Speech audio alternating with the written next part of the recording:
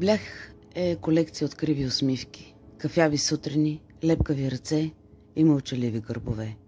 Тук думите са влажни, като дъх върху студено стъкло, а героите – тихи и шумни едновременно. Те се борят с липсата на желание, с изкушението на спомените и с тежестта на една компания, която не са избирали, но която не могат да пуснат. Тези разкази не са истории за герои, а за хора, обърпани от времето, изцапани от спомени, обути с два червени чорапа в утрената тишина. Това не са истории с начало, среда и край. Това са трохи от сърце, разпилени измисли, които не искат да бъдат сглобявани, а просто усещани.